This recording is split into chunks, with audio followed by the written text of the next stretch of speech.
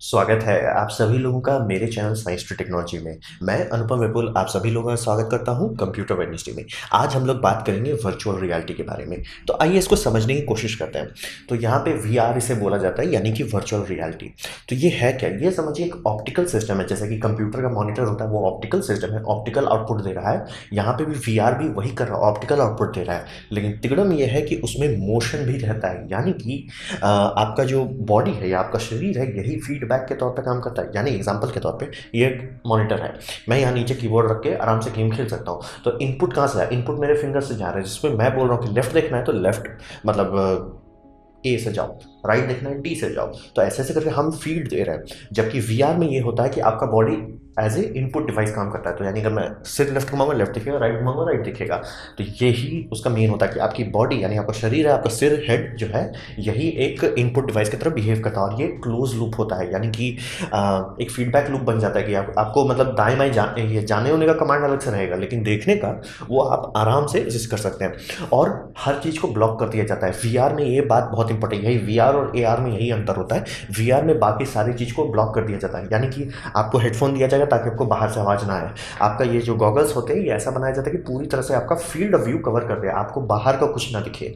मतलब मॉनिटर में आप खेल रहे हो, कितना भी इमर्सिव हो, आपको पता तो है कि दुनिया कहाँ है। वीआर में वो हटाया जाता है। ये बात एकदम महत्वपूर्ण है। यही वीआर और एआर में अंतर होता है। वीआर में आपको आइसोलेट किया जाता है कि ठीक है, आपके आई से जितना भी डेटा जा रहा है ये सिर्फ स्क्रीन से जाएगा। मतलब ऐसा नहीं कि यहाँ दीवार है, ये सब नहीं, सिर्फ स्क्रीन होना चाहिए। तो यही है वीआर का कोर। अब बात करते हैं ये काम कैसे करता है। वीआर का काम करने के लिए उसको पहले 3D होना चाहिए, क्योंकि 2D है तो आप ऑब्वियसली आपको उसको कोई मतलब ही नहीं होता है। तो 3D करने के लिए एक सिंपल तरीका होता है कि अगर दो स्क्रीन रहे या एक बड़ा स्क्रीन रहे और उसमें आप मतलब सॉफ्टवेयर से डिवाइड करके कर देते हो, लेफ्ट और राइट कर देते हो, तो आप 3D का इमेज क्रिएट कर सकते हो। और रियल टाइम फीडबैक लूप होना ज़रूरी है, यहीं पर सबसे वो इंपॉर्टेंट बात होता है। आप जैसे मान लीजिए, सोच लीजिए कि आप गूगल कार्डबोर्ड ले लेते हैं और उसमें आपको लगता है कि यार ये मोबाइल लगा देते हैं, उसमें हम वीडियो देखते हैं और गूगल वीआर दिखा रहा है। वो ज़रूरी नहीं कि उसका फ्रेम रेट वही हो जो फ्रेम रेट आपके वीडियो में था, क्योंकि वो फ्रेम रेट को लेगा, फिर वो जो वर्चुअल थिएटर बना रहा है उस थिएटर में उसको रेंडर करेगा, फिर आपको दिखाएगा।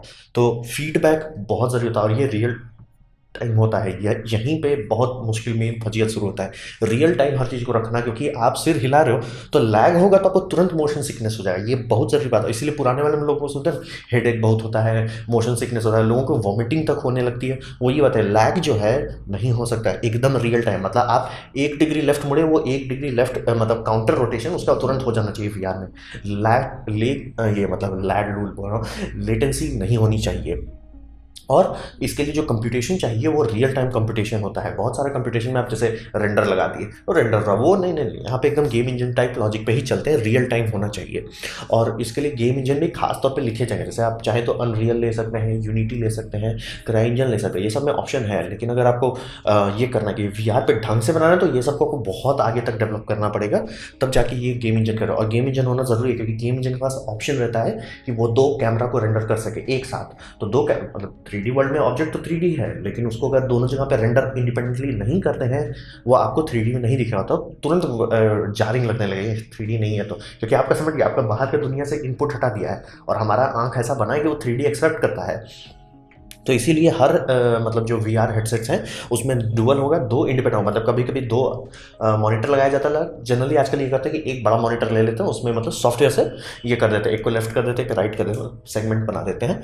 और ये सब के लिए बहुत हाई पावर गेमिंग इंजन लगता है। और लेटेंसी सबसे ज़्यादा इंपॉर्टेंट है, फ्रेम रेट बहुत ज़्यादा इंपॉर्टेंट नहीं है। जैसे मान लिया आपको एग्जाम्पल देते हैं, 240 फ्रेम पर सेकंड वर्सेस 140, लेकिन 240 में लेटेंसी ज़्यादा है, आपको वो सिर दुखने लगेगा, फ्रस्ट्रेशन होगा बहुत ज़्यादा। मतलब शुरू शुरू में वीआर का जो एकदम रिजेक्शन हो गया कि मतलब हल्ला तो 2010 में ही हो गया, लेकिन कोई खरीदा क्यों नहीं, वही था कि शुरू शुरू में लेटेंसी इतनी खराब थी कि जो भी लेते थे, इक्का दुक्का लोग को छोड़ के बाकी सबको हेडेक हो जाता था। बहुत हुआ तो 2 घंटा या 3 घंटा कर सकते थे। हम पुराना HTC Vive में मतलब गेमिंग स्टूडियो में जब काम कर रहा था, तो एक दो बार किए थे, दुखा दिया हेडेक। तो वही समझिए, वर्किंग के लिए आपको प्रोजेक्शन चाहिए, लेफ्ट आई के लिए लेफ्ट होगा, राइट आई के लिए राइट होगा। फीडबैक लुक रियल टाइम होना चाहिए, क्योंकि आप लैग नहीं कर सकते हैं। और कंप्यूटेशन भरपुष्ट चाहिए, और सारा कंप्यूटेशन ग्राफिक्स कार्ड में रियल टाइम में होना चाहिए। ऐसा नहीं है कि अच्छा हो गया ना, रेंडर करके बाद में भेजेंगे ना, एकदम रियल टाइम होना चाहिए। और गेम इंजन भी इसके लिए खासतौर पे लिखा जाता है, खासतौर पे कोड ब्लॉक, ताकि ये सब लूप डिले ना हो। और लेटेंसी अगर कम है तभी ये यूज़ कर सकते हैं, नहीं तो सीधा सीधा लोग रिजेक्ट मार देते हैं। अब बात है इसमें हार्डवेयर क्या क्या लगते हैं। हार्डवेयर के तौर पे देखिए इसमें खूब सारे इनपुट चाहिए होते हैं, खूब सारा व्यवस्था चाहिए होता है। तो इसमें जनरली दो लॉजिक सिस्टम बनाए गए। पहला लॉजिक सिस्टम है जो we are steam we are सब में इस्तेमाल किया जाए HTC Vive ने, कि वो लोग लाइट हाउस लगा दिए। लाइट हाउस मतलब इनपुट ये कर रहा है, मतलब समझिए ग्रिड पैटर्न प्रोजेक्ट कर रहा है, और आपका VR हेडसेट उस ग्रिड पैटर्न का इस्तेमाल करके जान रहा है कि अच्छा हेड अभी नीचे मुड़ा है, अच्छा हेड अभी लेफ्ट मुड़ा है, राइट मुड़ा है। ये सब बाहर से इनपुट हो रहा है, तो इसे कहा जाता है आउटसाइड इन, मतलब बाहर से कोई आपको देख रहा है और कंप्यूटर को बता रहा है कि ये बंदा लेफ्ट हुआ या राइट हुआ। ये एक ऑप्शन हो गया। बेनिफिट काफ़ी अच्छा एक्यूरेसी रहता है। साइड इफेक्ट, आपको अपने घर में एक एक्स्ट्रा कचरा लगाना पड़ेगा कि भैया यहाँ पे एक लाइट हाउस लगाओ, एक उधर लाइट हाउस लगाओ। ये सब सबको नहीं पसंद है और हर जगह कर भी नहीं सकते। तो एक तो ये ऑप्शन हो गया कि जो पहले VR स्टार्टिंग में यही होता था।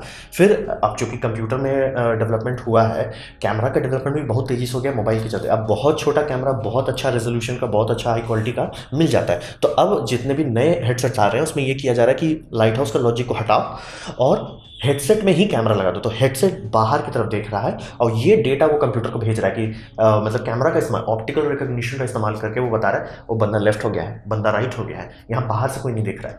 इनसाइड आउट, ये दो कोर लॉजिक इस्तेमाल होता है। और अगर बहुत ज़्यादा एक्यूरेसी चाहिए तब दोनों इस्तेमाल हो सकता है एक साथ।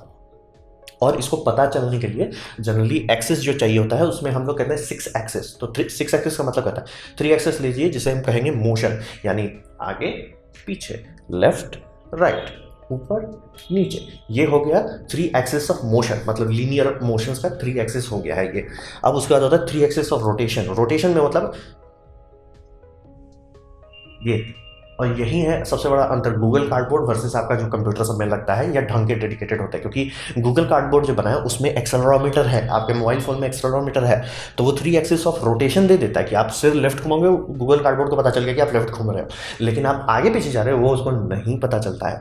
कुछ कुछ केसेस में कुछ कंपनी कोशिश कर रही थी कि मोबाइल का कैमरा को, मतलब जैसे आजकल ये ऑक्यूलस करने लगा है कि मोबाइल में तो कैमरा खूब सारे हैं ही, तो वो उस कैमरा का इस्तेमाल करके ये फीडबैक भी आ जाता कि वो 6 एक्सिस हो जाए। उतना सक्सेसफुल नहीं हुआ है लेकिन काम चल रहा है।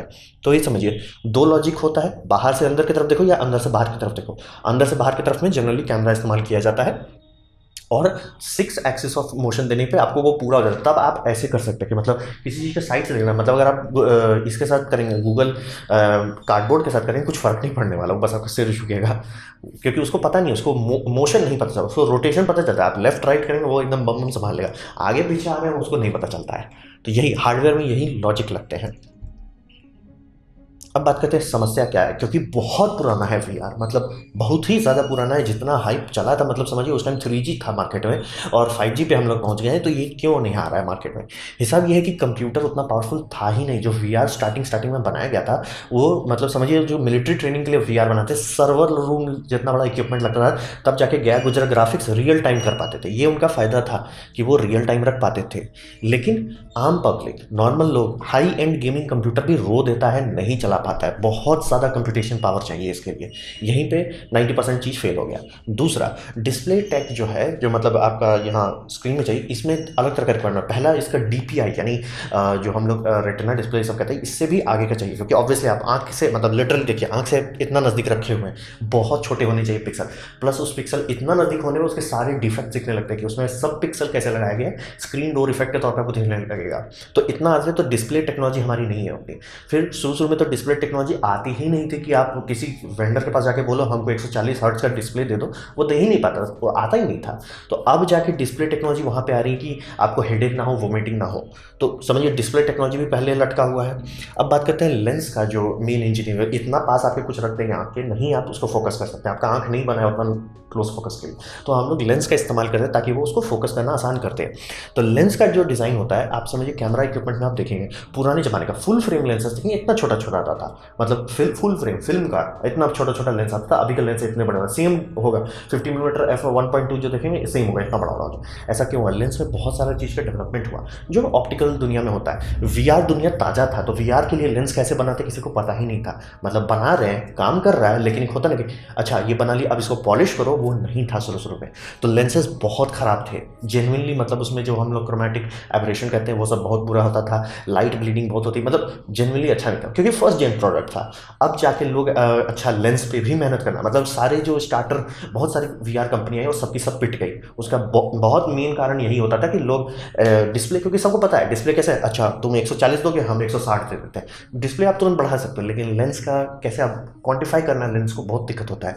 और लेंस बहुत महंगा भी पड़ता है। जैसे जाइस ऑप्टिक्स के पास आप जाके बोल देते हो कि हमको लेंस बनाओ, जाइस बोलेगा ठीक है हम बना देते हैं, बस मतलब समझ रहे, मिनिमम ऑर्डर करो 1-2 लाख पीस तभी हम बनाएंगे। तो इसीलिए समझिए लेंस के लिए भी हमें नई इंजीनियरिंग करनी पड़ेगी, तभी जाके वो इतने छोटे जगह पे अच्छा से फोकस करे और कंफर्टेबल लगे। अगर लेंस अच्छा नहीं रहा, पहला रंग तो खराब हुआ वो तो बात अलग है, दूसरा वो आपको स्ट्रेस करने लगेगा, क्योंकि आपका आँख का लेंस भी तो फोकस करने का कोशिश कर रहा है।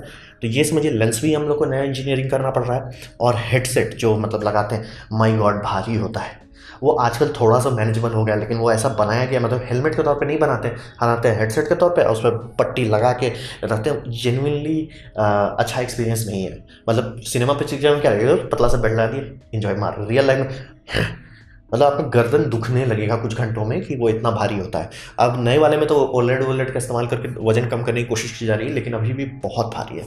और प्लस वायर भी बहुत सारे होते हैं, मतलब ये एच के केस में जो जिसको मैंने इस्तेमाल किया था, एच ये नहीं ऑक्यूलस जो इस्तेमाल किया था, उसमें ये खूब सारा वायर था जो हम लोग को मतलब पीठ में एक हार्नेस लगा के बाहर लगाते, क्योंकि अगर यहाँ से सीधा रहा वो खुल के टूट सकता था। तो समझ ये सब हटाना पड़ेगा। और काफ़ी लोगों का कहना है कि 5G का इस्तेमाल करके ये किया जा सकता है, क्योंकि 5G as a short range communication के तौर पर इस्तेमाल कर सकते हैं। वाईफाई में उतनी लेटेंसी होती है कि वो नहीं काम कर पाएगा। 5G में लेटेंसी बहुत कम होती है, तो उसमें इस्तेमाल किया जा सकता है। 5G point two point 5G बोल रहा हूँ, ऐसा नहीं कि 5G मोबाइल नेटवर्क नहीं, पॉइंट टू पॉइंट, क्योंकि वाईफाई बना नहीं है उस तरह से, वो नहीं कर पाएगा अच्छे से। तो अब बात करते हैं भविष्य में क्या होगा। आप ये समझिए इसका दाम अभी पागल से पागलपंती वाला है, मतलब 2-3 लाख रुपया लगता है सिर्फ हेडसेट का। उसके बाद आपको 3 लाख का कंप्यूटर चाहिए जो उसको ढंग से चला सके, 140 फ्रेम रेट दे सके, और आपको लगे कि हाँ वो बस हेड पहने वॉमिटिंग ना होने लगे। मतलब जेन्युइनली बहुत ज़्यादा लोगों को ये इशू होता है, जो पता नहीं चलता। थोड़ी आपके बगल में डॉक्टर बैठा हुआ है कि आप हेडसेट लगा, अच्छा तुम्हारा आँख नहीं फोकस कर पा रहा है, तुम्हारा ये एडजस्ट करो। अभी बहुत महंगा है, तो महंगा होने के चलते उतना खर्च करने के बाद जो लोग करते हैं वो रिजेक्ट कर देते हैं, और उनका बैड रिव्यू देख के बाकी लोग हाथ ही नहीं लगाते। तो दाम तो इनका पहले कम करना होगा। दूसरा, फ्रेम रेट जो है वो तो हो गया, मतलब अभी जितने 60 हर्ट्ज वाले ये हैं क्या बोलते हैं हेडसेट्स हैं, वो मजाक है, उसमें काम नहीं चलने वाला। तो वो तो सीधे सीधे 120 चाहिए। 120 भेजना उतनी मुश्किल बात है, आजकल तो मोबाइल फोन में आने लगा 120, तो वो उतना फजियत वाला नहीं। फजियत है लो लेटेंसी, सारा खेला लेटेंसी का। अगर लेटेंसी बम बम हो गई, सही हो जाना चाहिए। और वो जो आउटसाइड इन वाला सिस्टम है कि मतलब हम लाइट हाउस लगाएंगे वो आपको ट्रैक करेगा, वो नहीं सेल कर सकते। कि मतलब आप एक इक्विपमेंट खरीद इतना महंगा और बस उसे यूज नहीं कर सकते। बैठ के पहले घर में इंजीनियरिंग करोगे, कहाँ से उसका उतना लंबा तार लगाएंगे, कहाँ से लाइट हाउस लगाएंगे, नहीं चलेगा। इनसाइड आउट करना पड़ेगा। अब वाइब का जो नेक्स्ट जनरेशन आने वाला है उसमें भी ये बात किया जा रहा है कि वो लाइट हाउस हटा के कैमरा का इस्तेमाल करें, ये ज़्यादा बेटर है। मतलब और आजकल कैमरा का मॉड्यूल सेंसर चिप बहुत सस्ते हो गए हैं, मतलब मोबाइल फ़ोन में एक मोबाइल में 4-5 लग रहा है, तो बहुत कम सस्ते दाम में मिल जाता है। तो इनसाइड आउट फ्यूचर भविष्य में होने वाला है। और टेदरिंग तो हटने वाला है, क्योंकि ये पुराना 90s के मूवी में जो दिखाते थे, आज भी वही टेक्नोलॉजी है। बाहर से देखें बस थोड़ा सा बेटर हो गया, लेकिन यूज़फुल नहीं हुआ है, क्योंकि वो टेदर लटकाया हुआ है। तो बैटरी कुछ देर के लिए तो चला ही सकता है। हमारी बैटरी में इतनी डेंसिटी है मोबाइल में, ये मतलब मोबाइल डिस्प्ले टेक्नोलॉजी इतनी इंप्रूव हो गई है कि छोटा सा बैटरी बैंक काफ़ी देर चला सके, तो वो सब में दिक्कत नहीं है। लेकिन वो टेदर हटाना होगा, वो जो तार बड़का सा निकला रहता है वो चोटी से काम नहीं चलेगा, वो चोटी हटाना होगा। तो उसमें काफ़ी मेहनत किया जा रहा है कि 5G इस्तेमाल करके वो मतलब पॉइंट टू पॉइंट कम्युनिकेशन एकदम लो लेटेंसी का कर सकें, या शायद वाईफाई 6 से भी हो जाए, क्योंकि वाईफाई 6E वाले सिस्टम में भी लो लेटेंसी एक ऑप्शन है जो बहुत कम लेटेंसी देता है। तो भविष्य में ये VR सक्सेसफुल होगा कि नहीं, ये सीधा डिपेंड करता है वो दाम घटने पे। दाम घटना चाहिए, रिफ्रेश रेट सबका अच्छा होना चाहिए, लेटेंसी कम होनी चाहिए, और इनसाइड आउट करना पड़ेगा, और टेदर हटाना पड़ेगा। तो सब पे काम चल रहा है, लेकिन अभी मैं आराम से कह सकता हूँ कि आने वाले 5 साल तक इसका कुछ नहीं होने वाला। मतलब मैं VR को देखे हुए काफ़ी साल से देख चुका हूँ, अब बस अब होने वाला है, अब होने वाला है, अब होने वाला है। कंप्यूटर अभी तक वहाँ नहीं पहुँचा जहाँ VR को हैंडल कर सके। आप एनवीडिया का 3000 सीरीज कार्ड भी ले लें, वो भी रो देगा VR को रेंडर करने में, नहीं हो सकता। मतलब VR बहुत ज़्यादा इंटेंसिटिव होता है कंप्यूटेशन के मामले में, इसीलिए VR उतना हाइप कब का आया और बस फुस हो गया, चल ज़रूर रहा है। तो ये था मेरा प्रेजेंटेशन VR के बारे में। उम्मीद करता हूँ आपको थोड़ा समझ में आएगा कि VR है क्या, कौन खेत की मूली है। अगर ऐसा है तो लाइक कर दें, दोस्तों शेयर कर दें, उससे मेरा काफ़ी भला होगा। नहीं अच्छा लगा, नहीं पसंद आया, कोई बात नहीं, आप डिसलाइक कर सकते हैं। मैं कहूँगा डिसलाइक 2 बार दबाएं, उससे मुझे पता चलेगा कितना ना पसंद हुआ है। मैं आपसे कहूँगा कॉमेंट लिखें, क्योंकि मैं हर कमेंट जवाब देने की कोशिश करता हूँ। आपसे कहूँगा सब्सक्राइब कीजिए, बेल दबाइए अगर आप फ्री हैं तो। आपने मेरा वीडियो देखा, जान के मुझे बहुत खुशी हुई। धन्यवाद।